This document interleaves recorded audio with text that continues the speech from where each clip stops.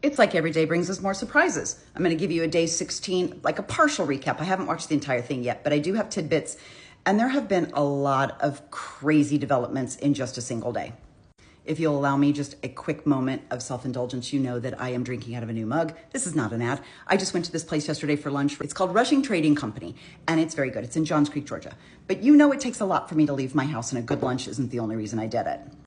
My sister's kids graduated from Johns Creek High School last night, twins Lucy and Liam. They are both headed to UGA in the fall, go Dogs. But congratulations to both of them, the entire class of 2025. If you have a graduate at home, congratulations to you. And I just want to say really quickly to that woman who in a sea of 1,000 people spots me and tugs on my sleeve and tells me she appreciates my TikToks. Thank you. I'm sorry. In those moments, I sort of black out a little bit because I know these conversations could go one of two ways. It's either going to be someone who appreciates what I do, or I'm going to get shivved in a parking lot. So sometimes I may seem a little standoffish, and I apologize if I was. I didn't catch your name, but thank you for continuing to watch my videos and enjoy the content. And speaking of which, let's get you some more right now.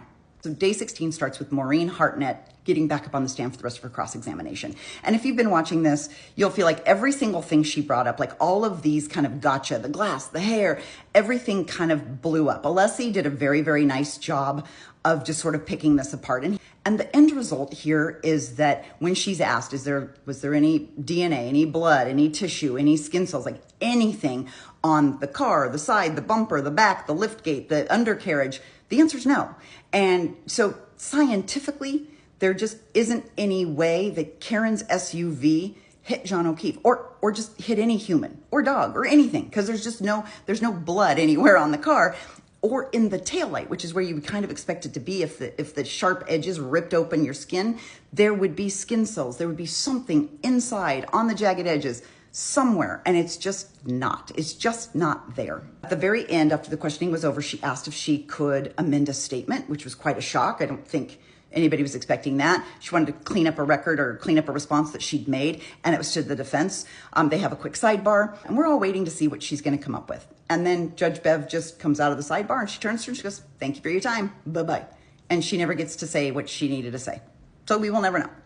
Now, I have talked about all three of these gentlemen in previous videos, right? This is Zachary Clark, this is Evan Brent, and this is Connor Keefe. Now, I've referred to them, they're like the B squad, the JV team, because the prosecution is not going to call Proctor, Tully, Paul, Lank, like all of the officers who are responsible for pulling all of this together, especially after everyone saw what happened to Buchanan. It's just not going to happen. And then the younger, supposedly more believable ones, and they all just sort of vomit on their own shoes. Connor Keefe yesterday was found out to be a big fat fucking liar because he said on the stand under oath that he was the only one in the room with the medical examiner when the autopsy was taking place. Failed to mention Michael Proctor was in the room with him. I haven't finished watching all of Scorty Bella's cross-examination, so as soon as I do, I'm sure I'm going to come back with another video. But I want to get to the part where the Commonwealth decides to basically change the timeline. I don't know how you can get, a month into a trial and decide, oh yeah, we changed our minds about how it happened, based on what the defense is getting the witnesses to stay on the stand. Now, of course, you know me, I go back to the first trial and I look through all of my notes. And it feels to me like the time that Karen hit John has been an absolute moving target the entire time. And do you want to know why? Because Proctor destroyed all the fucking videos. If there was a video of Karen hitting John, we would know exactly what time Karen hit John. And none of the texts, none of the phone calls, none of the steps, none of the stare, none of that would fucking matter. But because there's magically no video, it has been a crapshoot to try and figure out the time frame. And every single person that gets up on the stand that says, oh, it must be this time based on this data, the defense goes, what about this data? And that's exactly what happened. Now, let me just give you a little bit of quick history because this time has fluctuated. At first, they thought it was much later, right? I have in my notes that Ryan Nagel was outside at around 12:23 based on Julie's texts. Jen McCabe says that she saw the car, Karen's SUV, at 12:27, and she sent a text. Then she saw it again at 12:31. the car had moved forward, but she sent another text. And then she looked out again after that, right around 12:40, and the car was gone. And then there were 6 calls from Jen to John's phone between 12:40 and 12:50 that were, she claimed those were all butt dials. But then they realized that the time, it can't happen that late because there's a voicemail of Karen entering the garage. And as she's talking on John's voicemail, you can hear her in the garage. Like you can hear the garage door closing. You can hear her getting out of the car. You can hear her walking in the house. So they knew she was back at John's house at 12:41. So she couldn't have hit John at, 12:39 or 12:40, like I think the original estimates were. And by the way, once the feds got involved, there were more and more phone records and extractions and Apple Health. So there was a lot more stuff to go off of once they really started to do a deep dive. He needed to cover his ass. So now he was going back and getting more records and listening to more things and trying to patch this together better. At another time, there was also discussion of a 12:25 strike. So essentially, it was that Karen had pulled up and was kind of down further at the edge of the yard. Around 12:24, John gets out. Karen immediately, drives forward, throws it in reverse, and comes back and hits him at 12:25. So that was kind of one of the early theories as well. But then someone goes, oh shit, John's still registering steps well after that. So that can't be the time frame. In the opening statements, Hank Brennan changed it again. This time it's 12:31:38.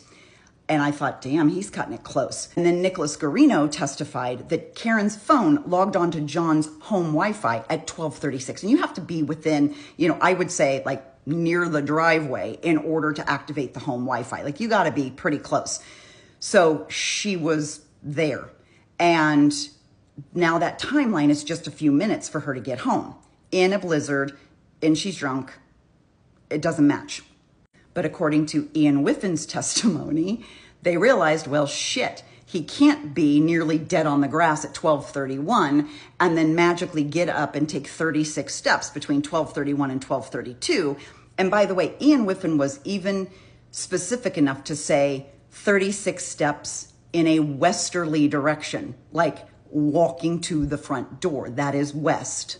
So Hank has to reverse engineer this, right? Because you can't have John get hit at 12:31:38, but then get up and start 36 steps at 12:31:56. Lock his phone manually, push the button at 12:32:09, and then finish his 32 steps at 12:32:16. So now 12:32:16 has to be, according to him, the time of the hit. But now you're only reasonably giving Karen about 4 to 4.5 minutes to drive from 34 Fairview back to One Meadows in a snowstorm in a neighborhood she's unfamiliar with. And oh, by the way, they can't stop telling us how fucking drunk she was. Now, of course, Bev has to decide if this new time frame can come in because the defense has spent 4 weeks arguing against the other time frame. Like you can't change it halfway through because, oops, yeah, you're right. It couldn't have happened at that time based on what you guys are telling me. So I'll change the time. No, you can't fucking do that. So we're waiting to see what Bev comes up with. I know she'll probably let him get away with it. And then the defense will have to come up with a whole new strategy.